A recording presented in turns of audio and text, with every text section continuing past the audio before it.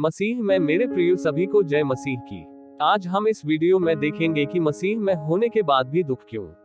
मैं आप लोगों से निवेदन करता हूं कि इस वीडियो को पूरा देखें कि आप अच्छे से जाने कि मसीहियों को दुख क्यों, और इस वीडियो को लाइक, शेयर, कमेंट और मेरे इस channel way truth and life को सब्सक्राइब करें और बेल आइकॉन को दबाएं ताकि मेरे हर अपडेट वीडियो का नोटिफिकेशन आपको मिलता रहे और आप परमेश्वर के वचन से वंचित न रहे। तो हम शुरू करते हैं। हमारे पास कुछ मुख्य सवाल हैं। मसीही जीवन में दुख क्यों आते हैं? मसीही जीवन में दुख के मुख्य कारण क्या हैं? The causes of suffering why Christians experience suffering। दुख मानव जीवन का एक जटिल और चुनौतीपूर्ण पहलू है और बाइबल में इसे विभिन्न तरीकों से दर्शाया गया है। हम में से बहुत से लोगों ने मसीही जीवन की यात्रा इस वजह से शुरू की होगी क्योंकि यही एकमात्र सच्चा रास्ता है। इसमें कोई संदेह नहीं कि इसके अलावा कोई और सच्चा मार्ग है। यूहन्ना 14:6। बहुत लोगों ने इस यात्रा को इसलिए शुरू किया क्योंकि उन्होंने ऐसी शांति, ऐसा कार्य कहीं और नहीं देखा। 1 हम संसार के नहीं हैं। 2 शैतान की वजह से। 3 हमारे पाप के कारण। पर जैसे जैसे हम मसीही जीवन को समझने लगते हैं तो हमें मालूम होता है कि यहाँ तो हमारे संघर्ष और भी तेज हो गए हैं। भक्तिमय जीवन जीना तो काफी मुश्किल है। ईमानदारी, खराई, धार्मिकता, पवित्रता में जीवन जीना तो बहुत मुश्किल है।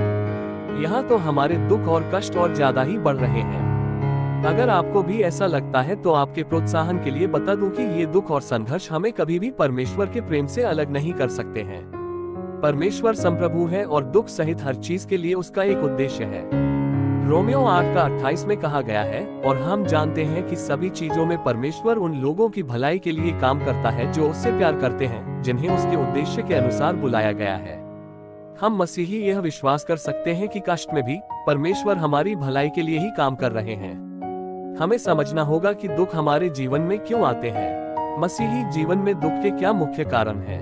दुख हमारे जीवन में क्या खतरे पैदा कर सकते हैं? परमेश्वर कैसे इन दुख को उपयोग करता है ताकि हम दुख उठाने वालों की सेवा भी कर सकें। प्रभु ने चाहा तो आने वाले समय में इस विषय में हम और भी बात करेंगे।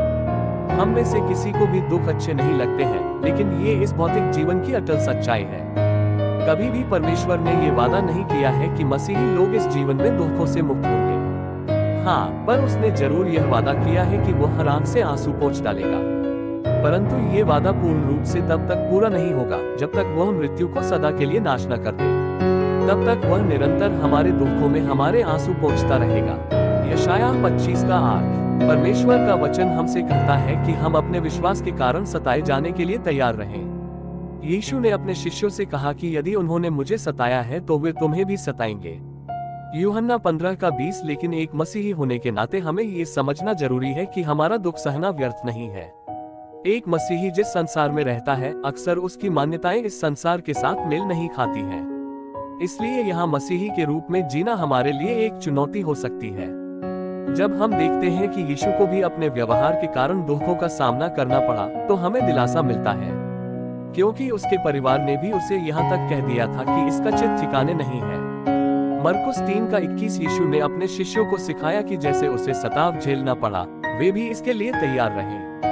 जब हम पौलुस के जीवन को देखते हैं, जिसने मसीह के लिए बहुत कुछ सहा, तो वह अपने कष्टों को महिमा की छाप तथा अपनी प्रेरिताई के प्रमाणों के रूप में देखता है। ये बात तो निश्चित है कि जो दृष्टिकोण संसार मसीहियों के लिए रखता है, उसे स्वीकार करना आसान नहीं है। हम मसीहियों को दुखों के लिए तैयार रहना चाहिए। दुख हमारे लिए कोई हैरानी नहीं होनी चाहिए। प्रभु यीशु मसीह ने पहले ही हमें बता दिया था कि हमें उसकी खातिर दुख झेलने होंगे। यूहन्ना 15:20। संसार हमसे इसलिए घृणा करता है क्योंकि हम संसार के नहीं हैं। यूहन्ना 15:18-19। आइए बात करें कि हमारे जीवन में दुखों के मुख्य कारण क्या हैं। बाइबल के अनुसार हमारे जीवन में दुख के 3 मुख्य कारण हैं: संसार, शैतान और हमारा शरीर। हमारे जीवन में दुख इसलिए आते हैं क्योंकि हम संसार के नहीं हैं। 1 हम संसार के नहीं हैं। हमारे जीवन में दुखों का पहला कारण यह है कि हम संसार के नहीं हैं। यूहन्ना 15:19। जब हम मसीही बने तो हमारी निष्ठा संसार तथा इसकी मान्यताओं से टूटकर मसीह की निष्ठा में बदल गई। अब इस संसार का राजा शैतान हर उस चीज के प्रति घृणा और विद्रोह करता है जो परमेश्वर से संबंध रखती है। यूहन्ना 12:31। इफिसियों 2:2। क्योंकि एक मसीही व्यक्ति अब इस संसार का नहीं है, वह तो अब मसीह का है, जिसके कारण मसीही भी परमेश्वर की हर एक चीज के प्रति किए जाने वाले प्रतिरोध का निशाना बनता है। अक्सर छुटकारा नहीं पाए हुए लोग बिना सोचे समझे इस संसार में स्वाभाविक ही दूसरों की भेड़ चाल के पीछे चल पड़ते हैं। कुरिन्थियों 2:6 वे सोचते हैं कि हर व्यक्ति उनकी मान्यताओं और लक्ष्यों को अपनाए और उनके अनुसार जीवन व्यतीत करे। यहाँ मसीही लोग उनकी इस इच्छा को पूरा नहीं करते हैं तो इस वजह से वे उनका निशाना बनते हैं, जो हमारे जीवन में दुख या सताव के रूप में आता है। हमारे जीवन में दुखों का दूसरा कारण शैतान भी है। शैतान की वजह से परमेश्वर के प्रति शैतान की नफरत ही मसीहियों पर अत्याचार की जड़ है। जब मानव जाति ने शैतान के बहकावे में आकर परमेश्वर के विरुद्ध विद्रोह किया तो उन्होंने अपने शरीर की इच्छाओं का पालन किया, जो कि बुरी थी। इफिसियों 2:2-3। शैतान की समस्या यह है कि वह सीधे परमेश्वर पर हमला करके कभी भी सफल नहीं हो सकता है, जिसकी वजह से वह परमेश्वर के लोगों में कोई न कोई कमजोरी ढूंढने के लिए मजबूर है। इसे समझने के लिए हम यीशु की परीक्षा देख सकते हैं, जब शैतान हमें निरंतर उसकी चालाकियों पर भी विजयी होना है।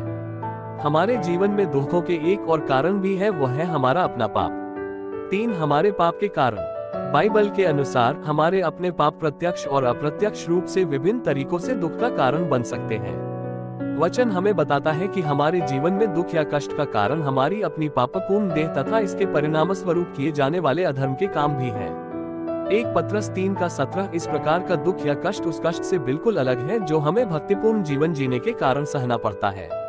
पत्रस लिखता है कि यदि परमेश्वर की इच्छा यही है तो भलाई करने के कारण दुख उठाना बुराई करने के कारण दुख उठाने से भला है। इस संसार का कानून उन्हें नहीं सताता जो उनका मानते हैं। रोमियो 13:1-7 पर ध्यान दे कि मसीही होने के नाते हमारे दुख और कष्ट हमारे बुरे कामों के परिणाम कभी नहीं होने चाहिए। यदि हम बुरे काम करके दुख या कष्ट सहते हैं तो हमारा दुख हमारे कामों तथा चुनावों का बिल्कुल उचित परिणाम है। बाइबल सिखाती है कि पाप के परिणाम होते हैं। जब हम पापपूर्ण कार्यों में लिप्त होते हैं तो परिणाम स्वरूप हम अक्सर नकारात्मक परिणामों का अनुभव करते हैं। नीतिवचन 13:15 में कहा गया है, विश्वासघातियों का मार्ग कड़ा होता है। इस बात पर प्रकाश डालते हुए कि परमेश्वर की अनाज्ञाकारिता से जीवन कठिनाइयों और दुख का कारण बन सकता है। जब हम पापपूर्ण कार्य करते हैं तो हम अक्सर अपराध बोध और शर्म की भावनाओं का अनुभव करते हैं। ये भावनात्मक बोझ आंतरिक दुख और अशांति का कारण बन सकते हैं। भजन संहिता 38:4 इस भावना को इस प्रकार व्यक्त करता है, क्योंकि मेरे अधर्म के कामों में मेरा सिर डूब गया और वे भारी बोझ के समान मेरे सहने से बाहर हो गए हैं। कुछ पापों के परिणाम स्वरूप शारीरिक कष्ट या हानि हो सकती है। उदाहरण के लिए मादक पदार्थों के सेवन या जोखिम भरे व्यवहार जैसे आत्मविनाशकारी व्यवहार में लिप्त होने से स्वास्थ्य समस्याओं और दुर्घटनाओं सहित शारीरिक दुख हो सकता है। अदन के बगीचे में आदम और हव्वा की अनाज्ञाकारिता के परिणाम स्वरूप दुनिया में दुख आया। उनके पाप ने परमेश्वर के साथ संबंध को तोड़ दिया और सब कुछ शाप के अधीन कर दिया। उत्पत्ति 3:16-19 बाइबल स्वीकार करती है कि मानवीय विकल्प, कार्य और पाप दुख का कारण बन सकते हैं। दुनिया में दुख के कई उदाहरण मानवीय नैतिक बुराई का परिणाम है, जैसे हिंसा, अन्याय, लालच और उत्पीड़न इत्यादि। प्रेरित पौलुस रोमियो 8:22 में लिखता है कि सारी सृष्टि अब तक मिलकर कराहती और पीड़ाओं में पड़ी तड़पती है। ये वचन बताता है कि सृष्टि की गिरी हुई अवस्था दुख में योगदान करती है। ये ध्यान रखना महत्वपूर्ण है कि जहाँ कष्ट जीवन का एक हिस्सा है, वहीं परमेश्वर का जीवित वचन यीशु मसीह में विश्वास के माध्यम से मुक्ति और अनंत जीवन की आशा भी सिखाता है। दुख हमें यीशु मसीह के दुख के साथ पहचान करने में मदद कर सकते हैं। फिलिप्पियों 3:10 कहता है, ताकि मैं उसको और उसके मृत्युंजय की सामर्थ्य को और उसके साथ दुखों में सहभागी होने के मर्म को जानूं और उसकी मृत्यु की समानता को प्राप्त करूं। एक मसीही होने के नाते हमें ये भी याद रखना है कि इस समय के दुख और कष्ट उस महिमा के सामने कुछ भी नहीं है जो प्रकट होने वाली है। पौलुस इन्हें पल भर का और हल्का कहता है।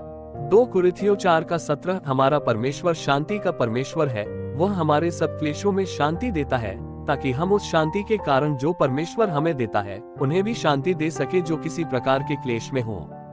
2 कुरिन्थियों 1:3 और 4 वह कुछ भी हमारे जीवन में व्यर्थ नहीं होने देगा। प्रभु से प्रेम करने वालों के लिए सब कुछ भलाई के लिए ही होगा। रोमियो 8:28-30 इसलिए मेरे प्रिय भाइयों और बहनों कभी निराश न हो, बल्कि हर परिस्थिति में धन्यवादी बने रहने का अभ्यास करें। इस बात को भी स्मरण रखें कि कोई भी ताकत हमें परमेश्वर के प्रेम से अलग नहीं कर सकती है।